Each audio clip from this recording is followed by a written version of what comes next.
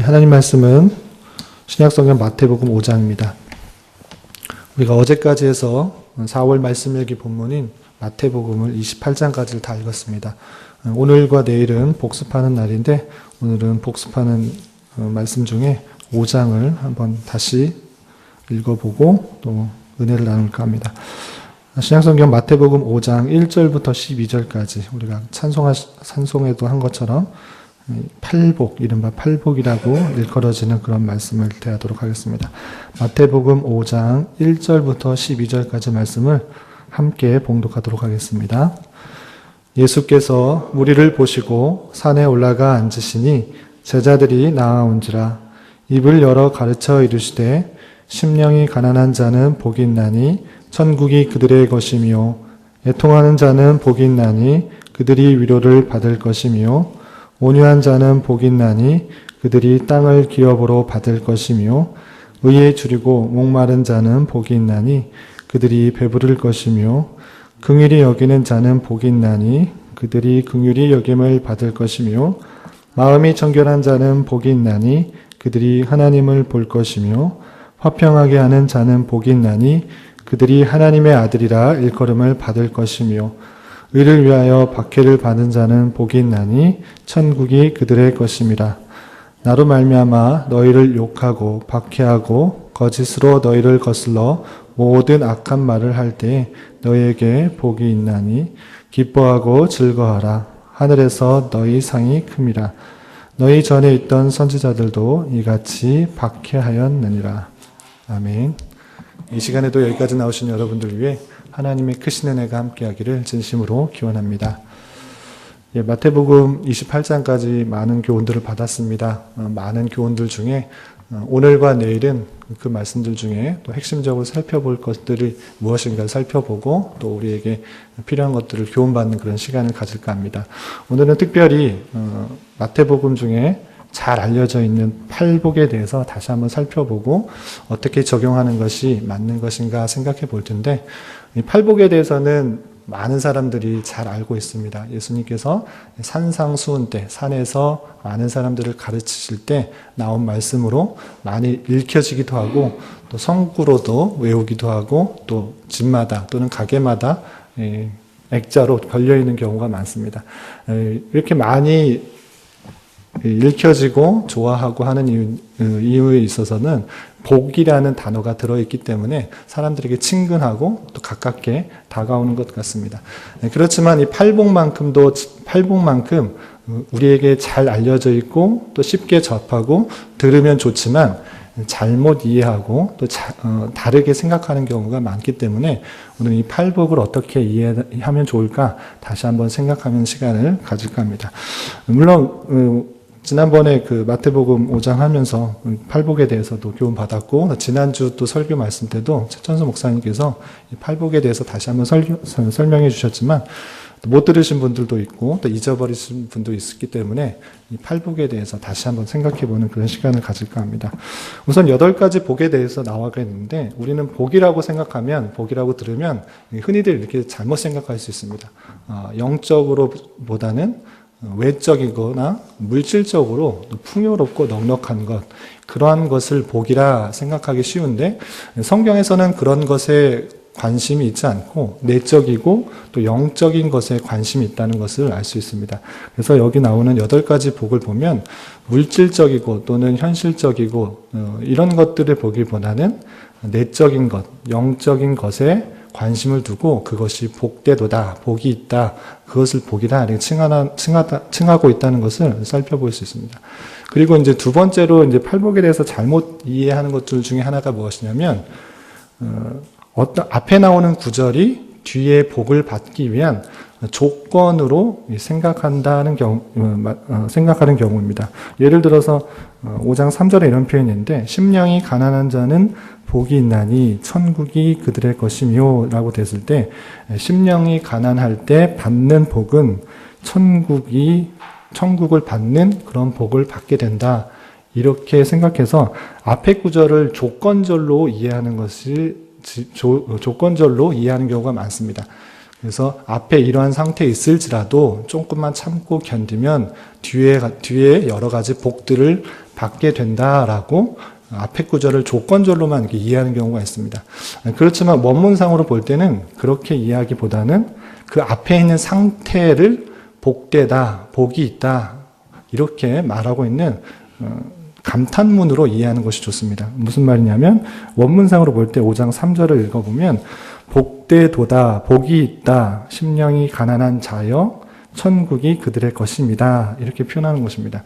그러니까 앞에 구절이, 그 전반절의 구절이 조건으로 해서 뒤에 것을 얻기 위한 수단으로 있는 것이 아니라, 조건과 수단으로 있는 것이 아니라 그 앞에 있는 그 자체를 주님께서는 복이 있다, 복되다 이렇게 선언하고 있는 것을 볼 수가 있고요. 그렇지만 그 앞에 있는 그 일들로 인하여서 그 복이지만, 그것을 복이라고 말하지만 뒤에 것도 하나님께서 은혜로 더하여 주신다로 이해하면 원문상으로 볼 때 더 맞는 표현이다라고 할 수 있습니다.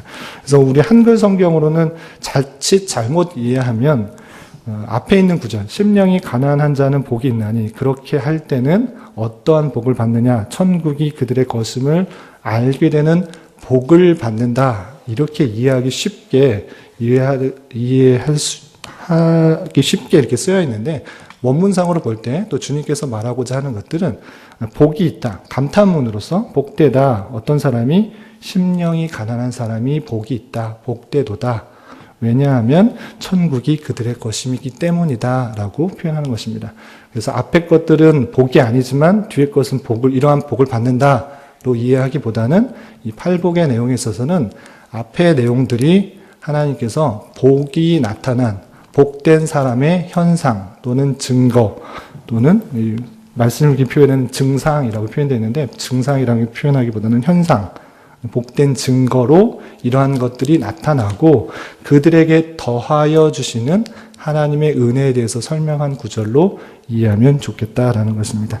그렇다면 8가지 복에 대해서 설명을 할 텐데, 다 일일이 설명하기에는 시간이 좀 제한이 됩니다. 그래서 핵심적인 것들만 좀 설명하고자 하는데요. 우선 8가지 중에 4절, 6절, 7절은 좀 이해하기 편합니다. 이해하기 좀 용이합니다. 왜냐하면 복되다라고 하는 것과 복되다고 하는 현상과 더하여 주신 은혜에 대해서 그것의 반대적인 것들을 더하여 주시는 은혜를 설명해 주고 있기 때문에 이해하기가 쉽습니다. 다시 살펴보면 이렇습니다. 4절을 보면 애통하는 자는 복이 있나니 그들이 위로를 받을 것이다. 애통하는 자가 복되도다. 복되다 애통하는 자여 그들이 위로를 받게 될 것이다 라고 표현하고 있고요. 6절에서도 의에 줄이고 목마른 자는 복이 있다. 다시 말하면 복되도다. 의에 줄이고 목마른 자여 그들이 배부를 것이다. 반대적인 것을 표현하고 있죠. 애통하는 자에게 더하여 주시는 은혜는 위로를 받는다는 것, 그리고 줄이고 목마른 자에게 더하여 주시는 복은, 은혜는 배부르게 된다는 것. 또 7절에서 보면 긍휼히 여기는 자는 복이 있다. 그들이 긍휼히 여김을 받을 것이기 때문이다. 이렇게 표현하고 있는데, 반대적인 것에 대해서 더하여 주게 됩니다. 애통하고 있지만 지금 의에 대해서, 또 안타까워하는 여러 가지 상황에 대해서 애통하고 있지만 하나님께서 위로하여 주실 것이다 라고 그것의 반대적인 복의 은혜를 설명해 주고 있고요. 의에 줄이고 목마른 자도 배부르게 되는 하나님의 은혜를, 반대적인 것들을 채워주신다. 또 7절에서도 긍휼히 여기는 자는 똑같이 긍휼히 여김을 받게 되는 반대적인 은혜를 설명해 주고 있는데, 우리가 쉽게 이해되지 않는 것들은 3절, 5절, 8절, 9절, 10절에 나오는 그런 표현들입니다. 그것은 반대적인 표현들을 하기보다는 하나님께서 어떠한 은혜들을 더해 주시는가로 표현되고 있는데, 그것에 대해서 좀 중점적으로 좀 설명해 드릴까 합니다. 3절에서 보면 이렇게 되어 있습니다. 심령이 가난한 자는 복이 있다. 다시 말하면 복되도다. 심령이 가난한 자여 천국이 그들의 것입니다 라고 더해 주시는 은혜, 그리고 덧붙여지는 그런 은혜에 대해서 설명하고 있는데, 왜 그러한가? 왜 심령이 가난한 자가 복이 있고 그것에 대한 추가적으로 붙여지는 그런 은혜들이 천국이 그들의 것인가 라고 해야 할 때는 이렇게 이해하시면 될 것입니다. 심령이 가난하다라는 표현을 다른 말로 표현하면 심령이 갈급하다. 어떠한 것을 끊임없이 구한다라고 이해하면 될 것입니다. 가난하다라는 말의 반대적인 표현은 부유하다인데, 부유하다, 또 부자들은 표현하는 것은 특징들이 무엇이냐면 부유하기 때문에 어떤 것을 더 구하거나 갈급해 하지 않는다는 것입니다. 그렇지만 가난한 자는 갈급하고 또 추구하고 끊임없이 어떤 것을 구해야 되는 그런 현실 가운데 있는 것입니다. 그러할 때 심령이 가난하다라고 했을 때는 의에 줄이고 또 하나님에 대한 하나님을 끊임없이 추구하고 갈급해하는 그런 상태를 말하고 있는 것입니다. 그러할 때 그것이 복이라고 하고 그것에 주어진 은혜가 천국이 그들에게 주어진다라고 표현한 것입니다. 심령이 가난하다라는 표현을 다른 곳에서는 이렇게 표현하고 있는데 이것을 말씀드리면 이해가 더 쉬울 것이라 생각됩니다. 심령이 가난하다라는 표현에 다른 표현을 하면 누구든지 어린아이와 같지 않으면 천국에 들어갈 수 없다라는 표현을 유사 구절로 생각하시면 됩니다. 천국에 들어가기 위해서는 어린아이와 같이 돼야 된다라고 말씀하셨을 때 어린아이가 순수해서라고 생각하기보다는 어린아이가 갖고 있는 특징이 무엇이냐면 부모님이, 어머니가 없으면, 엄마가 없으면 계속적으로 울고 또 떼쓰고 그럴 수밖에 없는 그 존재라는 것입니다. 그래서 어린아이와 같지 아니하면 천국에 들어갈 수 없다. 어린아이와 같이 천국을 받들지 않으면 들어갈 수 없다라는 표현은 하나님이 없이는 살 수 없는 그런 존재를 느끼고 계속적으로 추구하고 갈급해하고 있다라는 것입니다. 그런 것과 마찬가지로 심령이 가난하다라고 했을 때는 그 마음 속에 하나님 없이는 살 수 없는 것처럼 계속적으로 간구하고 찾고 하는 그런 자를 표현하는 것입니다. 그런 자가 복이 있다. 그런 자는 참 복된 사람이다. 그에게 주어지는, 덧붙여지는 우연은 천국이 그들에게 주어지는 것이다 라고 이해하시면 될 것입니다. 반대적인 표현도 성경에 표현이 있습니다. 심령이 가난한 자의 반대적인 표현, 부자는 천국에 들어가기 어렵다. 돈이 많아서 천국에 못 들어간다 이런 표현이 아니고요. 돈이 많다. 부자는 자기가 가진 것이 많기 때문에 하나님을 찾을 필요가 없습니다.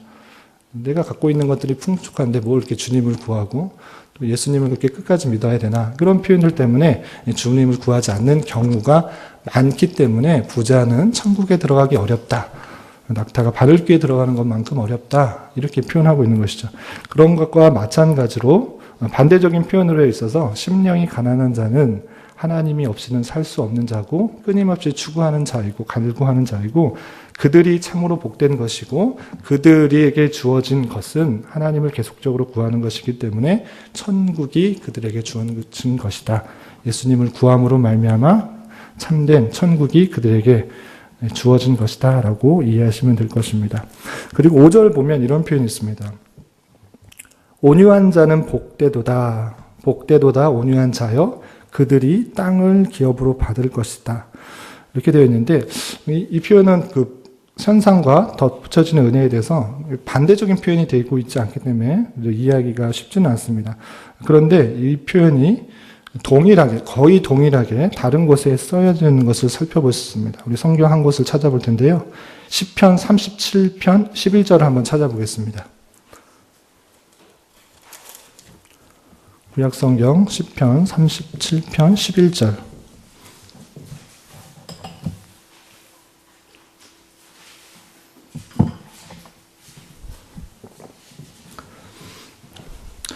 (828페이지) 전후에 되는데요.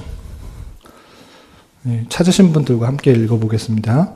그러나 온유한 자들은 땅을 차지하며 풍성한 화평으로 즐거워하리로다. 시편 37편은 다윗의 시인데 거의 동일한 표현을 쓰고 있습니다. 온유한 자가 땅을 차지한다라는 그런 표현인데 이 본문의 배경을 7절부터 읽어보면 이런 것입니다. 온유한 자는 화를 내지 않고 참는 자다. 불평하지 않는 자다. 노를 버리는 자다. 이렇게 표현하고 있는데 왜 그러한가가 중요합니다. 온유한 자, 화를 내지 않고 불평하지 않고 참고 평화한 자. 왜 그럴 수 있는가가 중요한데 그것은 다름 아니라 하나님의 통치와 주권을 믿기 때문에 그러하다라고 표현하고 있는 것입니다. 37장 7절부터 10절까지 제가 한번 빨리 읽어보면 이렇습니다. 여호와 앞에 잠잠하고 참고 기다리라. 자기 길이 형통하며 악한 꾀를 이루는 자 때문에 불평하지 말지어다. 분을 그치고 노를 버리며 불평하지 말라. 오히려 악을 만들 뿐이라. 진실로 악을 행하는 자들은 끊어질 것이나 여호와를 소망하는 자들은 땅을 차지하리로다. 잠시 후에는 악인이 없어지리니 내가 그것을 자세히 살필지라도 없으리로다. 그러나 온유한 자들은 땅을 차지하며 풍성한 화평으로 즐거워하리로다. 예, 온유한 자, 화를 내지 않고 또 불평하지 않고 참을 수 있는 이유가 무엇이냐면 하나님의 모든 주권을 맡길 수 있기 때문에 그러한 것입니다.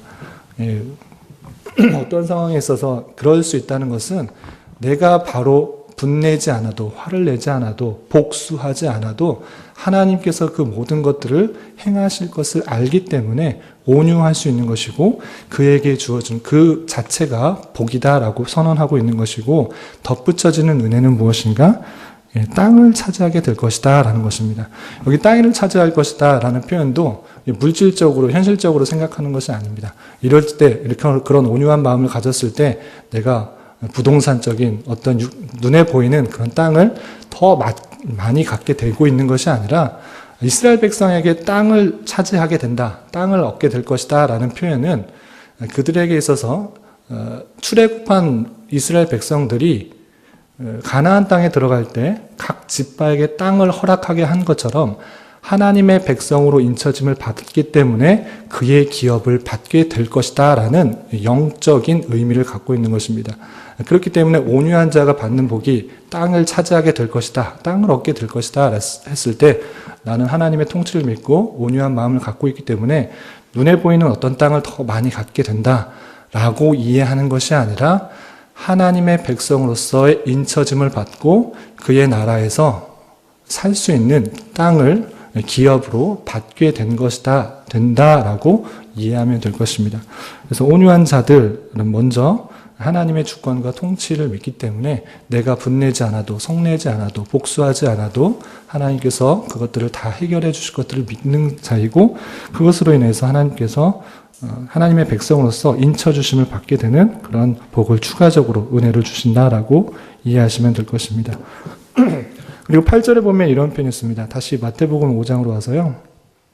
5장 8절에 보면 마음이 청결한 자는 복이 있다. 그들이 하나님을 볼 것이다 라고 되어 있는데, 복되도다 마음이 청결한 자, 그 자체가 복인데 어떤 은혜가 더 있는가? 하나님을 볼 것이다 라고 표현되어 있습니다. 어떻게 사람이 하나님을 볼 수 있습니까? 성경의 다른 표현들을 보면 우리 죄된 인생이 하나님을 실제로 보는 것은 죽음을, 내 자신의 부끄러움과 죄가 드러나기 때문에 죽을 수밖에 없는 것이죠.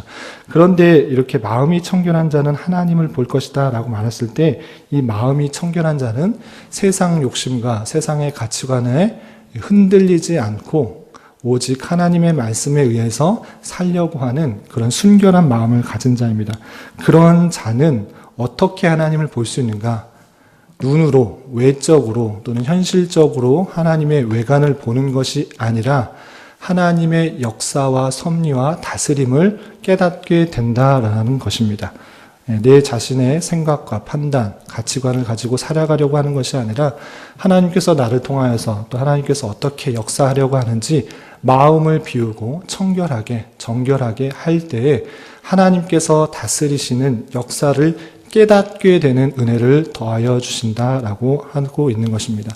그렇기 때문에 내 욕심과 또는 내 생각과 내 판단, 내 가치관 가지고 살아가기보다는, 또 세상의 가치관과 세상의 흐름, 세상의 분위기에 따라가려고 하기보다는 마음을 비우고 또 하나님께서 역사하시도록 두고 또 정결한 마음을 가운데 있을 때에 그 자체가 복된 것이고, 그러한 사람들은 하나님의 섭리의 역사들을 바라보게 되는, 성경 표현 그대로는 하나님을 보게 되는 은혜가 있게 된다라고 이해하면 될 것입니다. 그리고 9절에 보면 화평하게 하는 자는 복이 있다. 하나님의 아들이라 일컬음을 받을 것이다 라고 되어 있습니다. 화평하는 자가 왜 하나님의 아들이라고 또 일컬게 받게 되는 것인가? 복되도다 화평하는 자여 그들이 하나님의 아들이라 일컬음을 받게 된다라고 표현했을 때, 이것은 화평하게 하는 자, 하나님의 아들, 이것은 예수 그리스도의 사역과 관련하면 이해가 좀 더 쉽습니다. 우리는 아담의 죄로, 아담의 타락으로 말미암아 하나님과 인간과의 관계가 화평하지 않게 되었습니다. 그야말로 관계가 끊어졌던 것이죠. 그렇지만 하나님의 독생자인 예수 그리스도로 말미암아 그 관계가 화목하게 되었습니다. 그렇기 때문에 화평하게 하는 자는 복이 있다라고 했을 때는 1차적으로 하나님의 아들이라 이렇게 일컬음을 받는다는 것은 예수 그리스도의 사역이 하나님과 인간과의 관계를 화목하게 하신 것처럼 우리 또한 이 세상에서 끊어진 관계, 여러 가지 관계에 있어서 화목하게 할 때에 하나님의 아들이 그러한 것처럼 하나님의 아들과 같다. 여기서 아들이라고 해서 실제 아들이 아니라 양자로 칭함받는 그런 자녀로서의 아들을 표현하는 것입니다. 그러한 것처럼 하나님 아들이 예수 그리스도께서 하신 것처럼 화목하게 하는 자, 화평하게 하는 자는 그러한 모습 가운데 있다. 그것이 복이다라고 표현하고 있는 것입니다. 그래서 사람 사이의 관계에 있어서 불화를 만들고 또 분란을 만들고 갈등을 만드는 것이 아니라 화목하게 하고 화평하게 하고 할 때 그러한 자가 정말 하나님의 아들이다 일컬음을 받는 그런 복이 있다라고 표현하고 있는 것입니다. 그리고 마지막으로 10절부터 12절까지 8번째 복을 표현하고 있는데 이렇게 말하고 있습니다.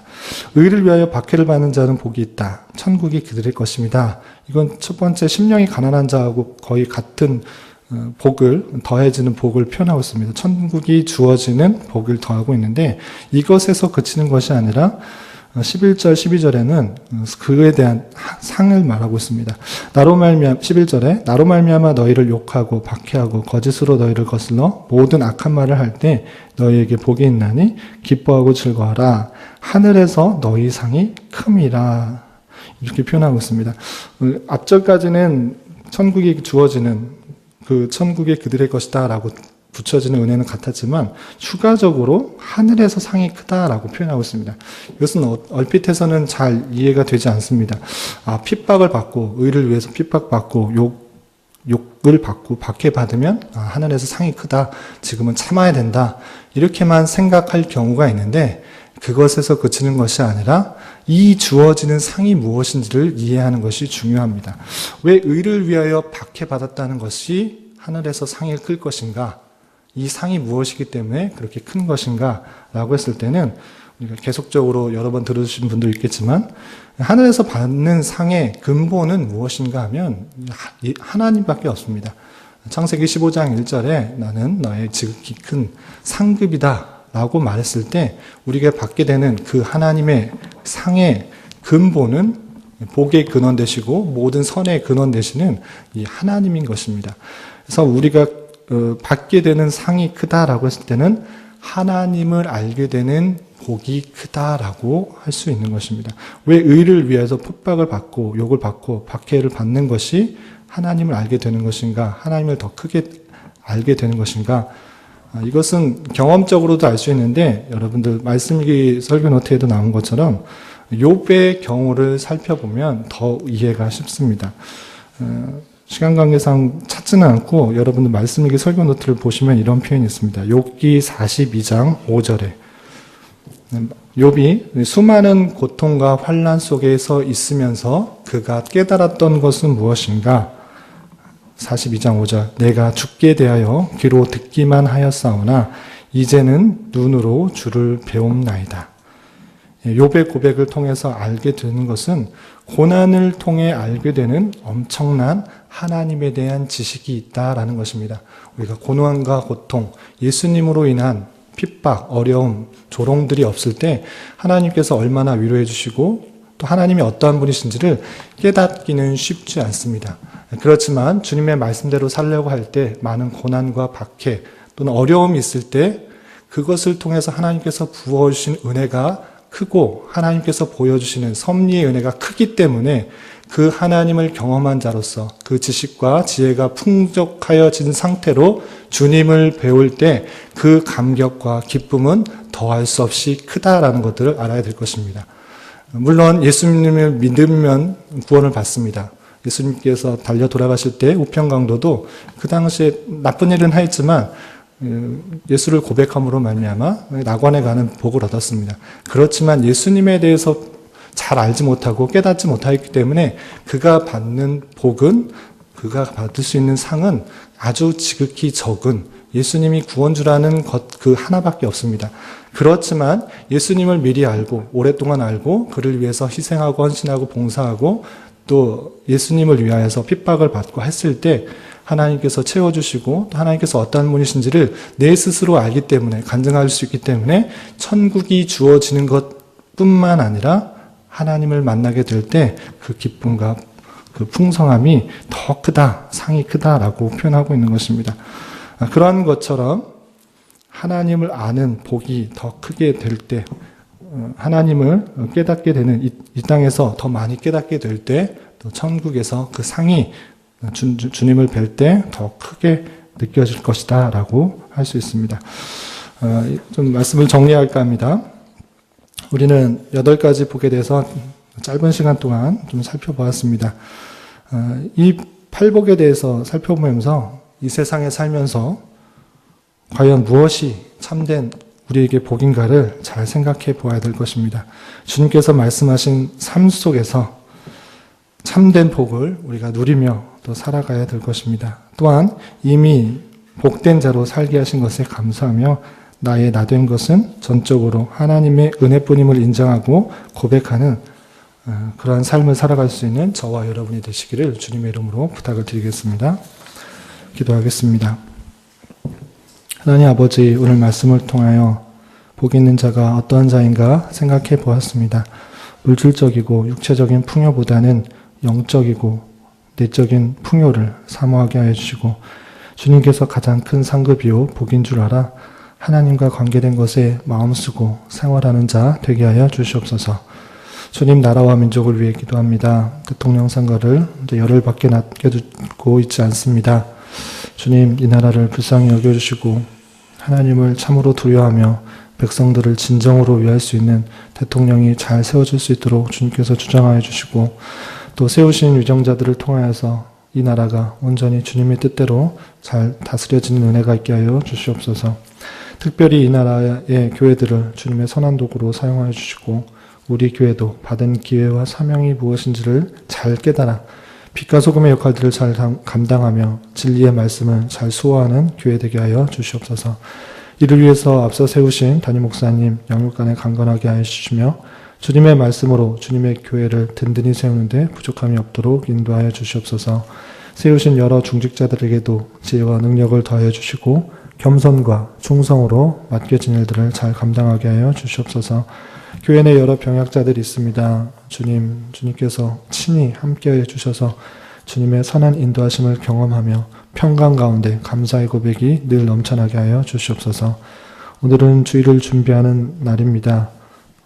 온 성도들이 말씀의 은혜를 사모하며 준비하는 날 되게 하여 주시고 특별히 말씀을 준비하는 손길 위에 은혜를 더하여 주시옵소서. 주님 이 시간 계속해서 각자 간구하는 음성 주님께서 들으시고 우리의 기대와 소망보다 훨씬 더 크게 역사하시는 하나님의 섭리들을 경험하게 하여 주시옵소서. 이 모든 말씀 예수님의 이름으로 감사히 기도드리옵나이다. 아멘. 하늘에 계신